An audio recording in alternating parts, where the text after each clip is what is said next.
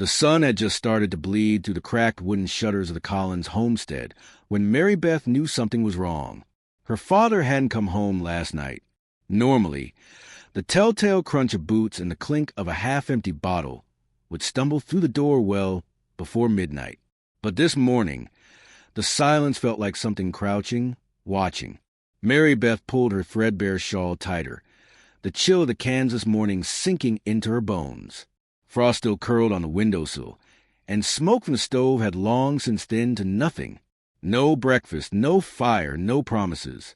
Just the stale stink of dirt floors and the quiet hum of dread. She stepped outside, her boots crunching against frostbitten grass. The barn door creaked softly behind her as she peeked around the side. Tracks. More than one horse. Men had been here, and one of them smoked cherry tobacco. She hadn't smelled that in years. Not since the outlaw Jed Carver last rode through these parts with a broken jaw and a warning to stay off Indian land. The man had eyes like wet gravel and teeth that shone gold in the firelight. Her mother used to mutter prayers every time his name came up. Her mother, who was now for years buried under a crooked fence post behind the garden. Marybeth's fingers trembled as she touched the splintering barn beam. Something was coming.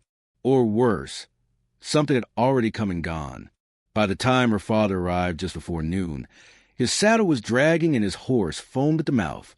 His shirt clung to him in sweaty folds, and his eyes were glassy, lost somewhere far behind the horizon. He didn't look at her, just muttered, "Pack what you need. You're leaving." Marybeth stood frozen. "What?" He stumbled past her, reeking of whiskey and fear. "You heard me." "Where?" she demanded, grabbing his arm. He yanked away. "You ask too many questions. That's why you ain't married." "I'm 17, Pa. You promised." "Don't matter," he snapped. "You're going, and that's that." She watched him shuffle inside, mumbling to himself. That was the moment it truly hit her. He wasn't bluffing. He'd made a deal, and she already knew with who. Jed Carver. Her breath came faster, heart thudding in her ears. She didn't have much. Just a journal wrapped in cloth, a necklace her mother gave her before the fever took her, and the old revolver under her mattress, rusted but loaded. She packed quietly, thinking she might run, might vanish into the brush. But she couldn't move. Not yet, not until she was sure. That evening, 3 riders came. They didn't knock. They just rode in, slow and calm, like death-wearing boots. One of them, Jed, grinned from his saddle, that gold tooth catching the dying sunlight. The other 2 looked like wolves pretending to be men. Scarred, silent, eyes darting over her like she was meat. "Evening, Reverend," Jed said, tipping his hat toward her father, who stood like a statue on the porch. "I'm no preacher no more," her father muttered. Jed chuckled. "Ain't that the truth? But business is business." Marybeth stepped onto the porch. "What business?" Jed looked at her like she was a strange bird he'd caught in a trap. "Well now, ain't you just a pretty piece of trouble?" He reached into his coat, pulled out a folded piece of paper, and handed it to her father. A contract. A trade. Her name was on it. "You sold me?" she whispered, voice shaking. Her father didn't answer. "You sold me." She screamed this time, grabbing the paper, crumpling it. "Like livestock." Jed smiled wider. "Don't think of it as being sold, sweetheart.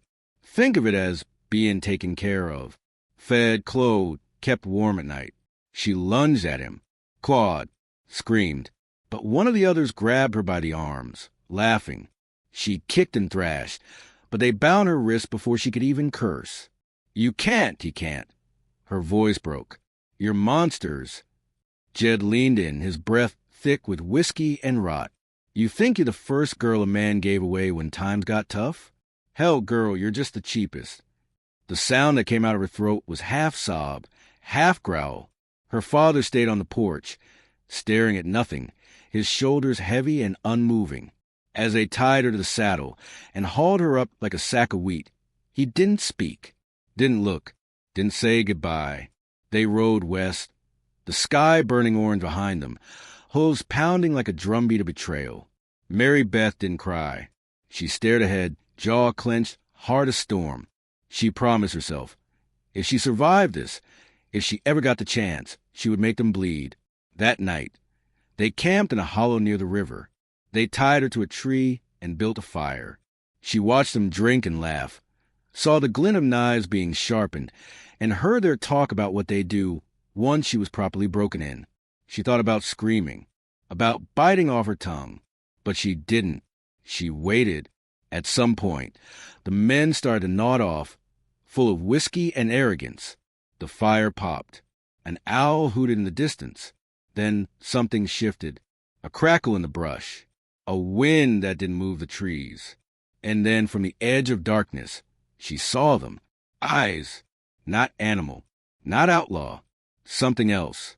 They glowed faintly in the firelight. Painted with ash or mud. Not glowing like stories claim, but cold and sharp and watching.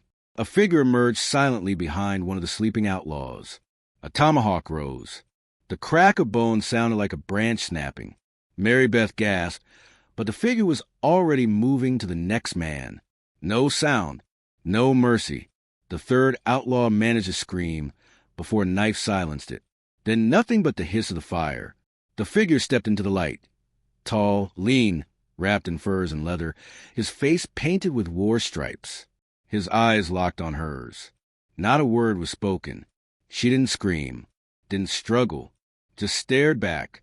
And for the first time since the sun rose, Marybeth felt something flicker inside her. Hope! The man stepped forward. Slowly, he reached for the ropes binding her, cut them clean. She stumbled, legs weak. He caught her, held her upright with quiet strength. Then he looked into the woods, eyes narrowing. She didn't know who he was, but somehow she knew he wasn't done yet, and neither was she. The world looked different by firelight. The trees swayed like silent witnesses, their shadows long and stretching. Marybeth stood barefoot in the ash, staring down at 3 dead men, 2 of them still twitching, as if unwilling to accept they were already gone. The warrior wiped blood from his blade without ceremony. He hadn't said a word since cutting her free. He moved like mist, no wasted motion, no hesitation. His expression didn't change when he slit the last outlaw's throat, nor when he crouched by the fire to examine the crude map they'd scrawled on deerskin. Just a glance, a nod to himself, and then he turned to her. "You wounded?" he asked, voice low, measured. She shook her head, unable to form words. Her throat was dry, and her tongue felt like sand. "You can walk." She nodded again, shakily. "Good." He threw dirt over the fire, and the camp fell into near darkness. Then, without waiting, he turned and started walking into the trees. She followed. Branches clawed at her dress. The night air bit her skin. Her legs trembled with every step. But she followed. She didn't even know his name. He moved like he belonged in the forest, like he could vanish into bark and wind if he chose. But every few steps he paused, just enough to let her catch up, just enough to keep her from being swallowed by the dark. Finally, hours later, they came to a small clearing beside a cold stream. A ring of rocks marked where a fire had once been, but the ground was bare. He knelt, started stacking kindling. Marybeth stood there, swaying, arms wrapped around herself. She had questions, too many, but none that would come out right. He finally looked up at her. "Sit. Rest." She did, collapsing more than lowering herself. The warmth of the fire felt like a miracle when it finally flickered to life. The man set down a pouch of dried meat between them. She hesitated. He didn't push. Minutes passed. Finally, she whispered, "Who are you?" The warrior chewed a strip of jerky before answering. "Waya." She repeated it softly. "Waya." He gave no surname. No further explanation. She frowned. "Why did you help me?" His eyes flicked toward the trees.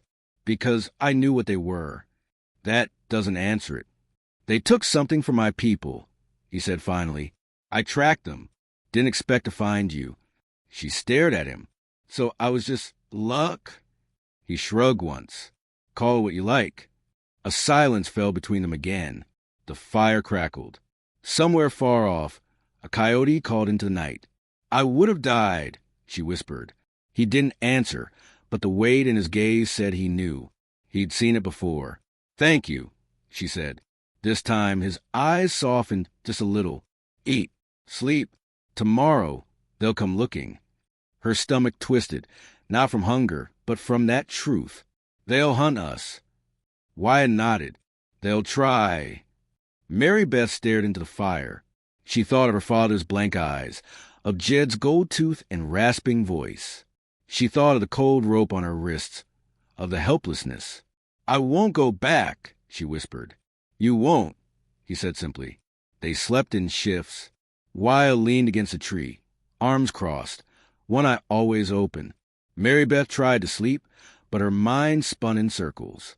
Her dreams were filled with blood and hoofbeats, and her mother's voice screaming from underground. Dawn broke cold and sharp. Mist clung to the forest floor like smoke. Wyatt was already packing, quiet as always. She stirred. "Where are we going?" "South," he said. "There's a ravine they can't ride through. We'll cross it, then the woods'll thicken." Marybeth stood slowly, wincing. Her legs were stiff, her feet sore. "You think they'll come that fast?" "They'll track the blood, the broken branches. They're not smart, but they know how to chase." She nodded. They walked for hours. The forest stretched in all directions, an endless maze of trees and brush, bird song and brittle silence. Wyatt barely spoke, but every once in a while he'd glance back to check on her. He'd slow his pace when she limped. He handed her a water skin without being asked. She didn't trust easily, but him, she was beginning to. They reached a wide stream by midday. The current was swift, the rocks slick. Wyatt pointed across. "We wade, walk in the water a while, kill the scent." Marybeth hesitated, then nodded.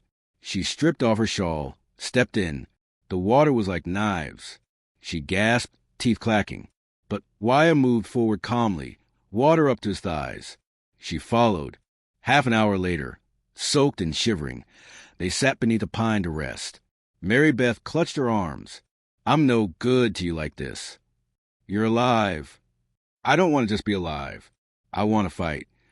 Wyatt looked at her, really looked. "You will." She stared at him, breath catching. "I want to learn," she said, trembling, "to fight back, to make them regret ever laying eyes on me." "You will," he said again. He pulled out a small knife and handed it to her. Her hand shook as she took it. "Don't hesitate," he said. "Hesitation is death." Marybeth nodded slowly. "I won't." That night, they camped near a ridge. Marybeth practiced holding the knife. Her grip was wrong. Wyatt corrected it silently. Then he handed her a smooth branch. "Strike." She blinked. "Now." He nodded. She hit it, weakly. Again. Harder. By the 10th time, her arm burned, but her eyes were sharp. "Good," he said. A sound snapped from the distance. A branch breaking. Wyatt froze. He moved to the edge of camp, crouched low. Marybeth gripped the knife tight, heart hammering. He returned with something in his hand. A hat, blood-stained. Carver's. Marybeth stared. "He's alive."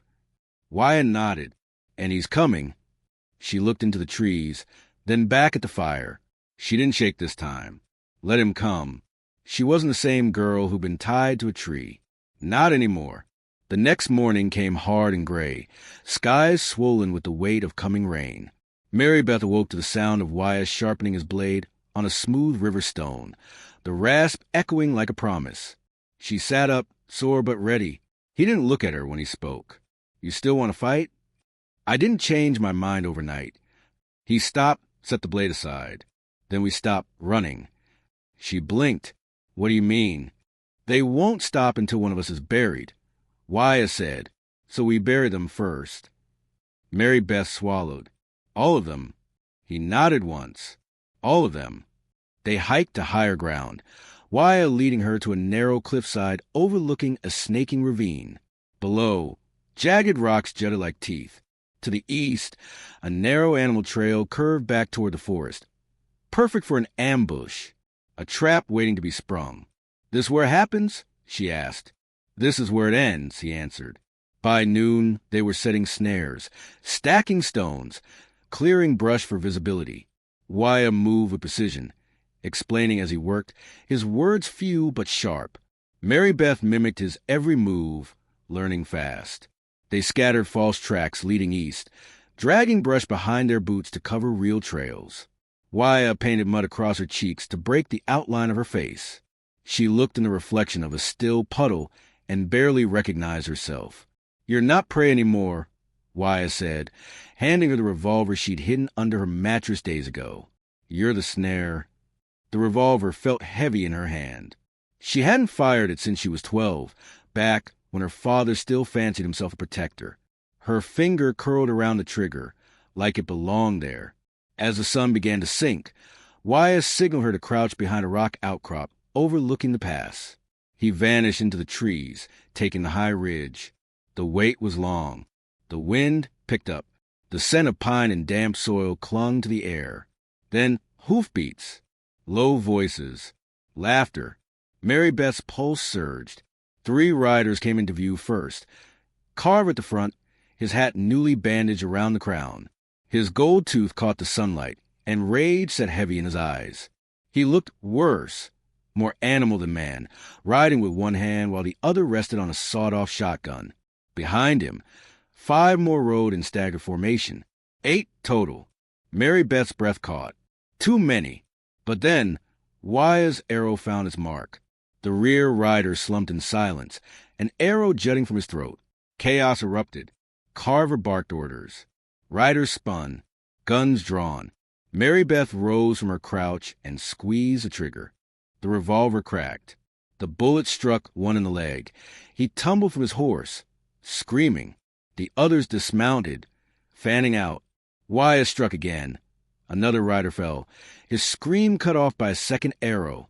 Gunfire exploded through the trees. Bark shattered above Marybeth's head.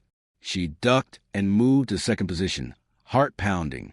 One outlaw spotted her and charged. She raised a revolver, hesitated. He was close now, yelling, gun raised. She fired. The shot ripped through his chest. He dropped mid-sprint, face first into the dirt. Marybeth didn't feel triumph, just a hollow, shaking relief of survival.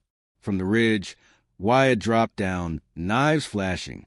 He moved like shadow and wind, a blur between trees. 2 more fell before they could even cry out. That left 3, Carver and 2 of his men. Carver recognized her now. His face twisted. "You little witch," he roared. "You think you're something now?" Marybeth didn't answer. She raised her gun again. He ducked behind a tree, fired wild. The shot missed. Wyatt advanced, silent and calm. But Carver was cornered, not stupid. He threw a flashbang he'd stolen from a rail patrol weeks ago. The blast stunned the clearing. Marybeth fell, ears ringing, vision white. When her sight returned, Wyatt was bleeding from his temple, crouched behind a boulder. Carver grinned, dragging Marybeth's dazed body by the arm. She kicked, fought. He punched her hard. Stars exploded behind her eyes. "You belong to me," he spat. "That redskin thinks he got a claim? You're mine." "Not anymore," she growled through bloodied lips. Her fingers closed around the knife Wyatt had given her. She drove it into Carver's thigh. He screamed, recoiling. She scrambled to her feet, bleeding, shaking. Carver raised his shotgun, then dropped it. A tomahawk buried itself in his back. Wyatt stepped forward, breathing hard. She said no. Carver collapsed, gurgling. The last 2 outlaws turned to run. Marybeth didn't hesitate. She picked up Carver's shotgun, fired. One man's chest caved inward. He fell without a sound. Wyatt threw his second tomahawk. The final man dropped with a wet thud. Head split clean. Silence returned. The forest exhaled. Marybeth lowered the shotgun slowly, every muscle trembling. Smoke curled from the muzzle like ghost breath. They stood there, 2 survivors in the middle of death. Then Marybeth laughed. It burst from her like thunder, wild and broken and free. "I did it," she said, eyes wide. You did." Wyatt walked to her, steady. He held out a cloth. She took it and wiped the blood from her mouth. He studied her, Not as a fragile thing anymore, but as an equal. More will come, she said, quieter now. Men like him always do. Then we teach them, he replied. Why some prey has teeth? They buried the bodies in shallow graves, not out of mercy, but to keep the buzzards quiet. They burned what remained of Carver's maps and trinkets. Then they packed what supplies they could scavenge and prepared to move again. The hunt was over, but the war had just begun.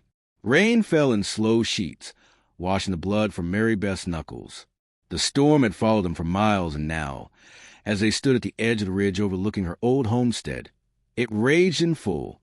The house was still standing, barely. Smoke curled from the chimney. Her father was home. Wyatt crouched beside her, eyes narrowed beneath his soaked hood. The wind pulled at his braids, his painted face streaked with rain and dried blood. He said nothing, just waited, patient as stone. Marybeth's jaw clenched. He'll sell me again if he gets a chance, she said. Wyatt didn't answer. He's not drunk out of grief. He's drunk out of habit. He sold me to die, and he still sleeps under a roof while my mother lies cold under broken earth. Still, Wyatt said nothing. She took a breath that shook. I want him to see me walk through the front door. I want him to know what he gave away. This time, Wyatt nodded. Then walk. She stepped forward to the mud and the storm. Hair plastered her face. Shotgun slung over one shoulder. The wind howled around her. Thunder cracked. But she didn't flinch. The porch groaned under her boots. Inside, her father coughed, a wet, phlegmy sound. She pushed the door open without knocking. The room was dim. The fire hissed in the hearth, and her father sat slumped in his rocking chair, a bottle dangling from one hand. He didn't look up right away. When he did, his eyes were slow to focus. Marybeth. She said nothing. He blinked. You, Lord above. You're alive?